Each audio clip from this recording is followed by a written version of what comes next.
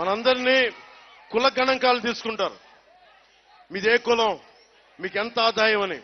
ఎవరన్నా సరే మిమ్మల్ని అడిగారా, నీకేమిష్టం, ఏ పని చెయ్యాలనుంది, ఏమి నేర్చుకోవాలనుంది?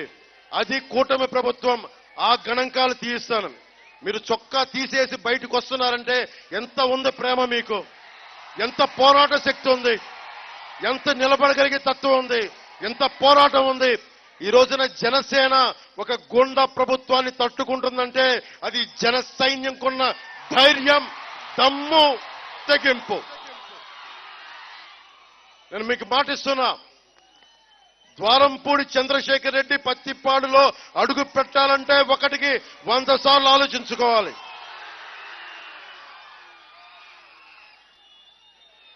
వీళ్ళు కూర్చొని యువత మీరు ముఖ్యంగా ఆలోచించాలి.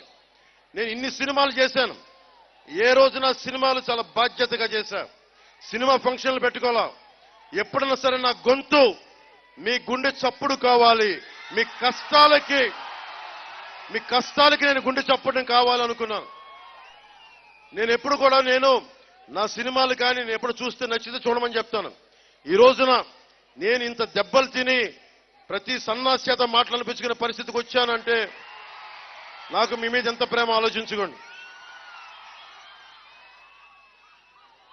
విచ్చలవిడిగా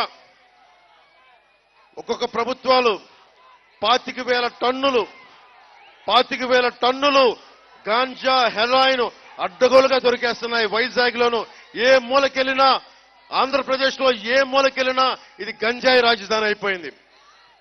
రైతులకి మాకు సాగునీటి అవసరాలు ఇమ్మంటే వీళ్ళు కూర్చోబెట్టి గంజాయి ఇస్తా ఉన్నారు, గంజాయిని ప్రోత్సహిస్తున్నారు. ఎవరన్నా అడుగుతాం, గొంతెత్తుదామంటే ఒక్కొక్క రౌడీ ఎమ్మెల్యేలు ఎక్కువ మాట్లాడుతూ ఉన్నారు.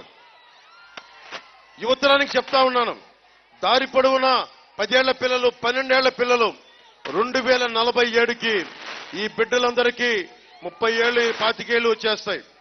నేను ఆ రోజున మీకు 30 ఏళ్ళు, 40 ఏళ్ళు వచ్చేటప్పటికీ మీకోసం పనిచేసే వ్యక్తులు కావాలి. నేను మీలో నుంచి నాయకుల్ని తయారు చేస్తా. మీరందరూ దండాలు పెడతా ఉన్నారు, చేతులెత్తి దండాలు పెడతారు. నాకు దండాలు కాదు కావాల్సింది, మీ భవిష్యత్తు కావాలి నాకు. మీరు కలల ఖనిజాలు. మీరు ఈ దేశపు సమగ్ర సంకల్పం మీ గొంతే, మీ గళమే ఈ దేశ సమగ్ర సంకల్పం. మీ గొంతే ఆంధ్ర రాష్ట్ర సంకల్పం. మీ గొంతే ఈ సమాజం తాలూకు సంకల్పం. నేను మీ గొంతునవుతాను. మీ కష్టాలున్నా, ఉపాధి అవకాశాలు కావాలన్నా, హాస్పిటల్స్ లేకపోయినా నేను వచ్చి మాట్లాడతాను. నాకు లంచాలు అవసరం లేదు, అవినీతి అవసరం లేదు.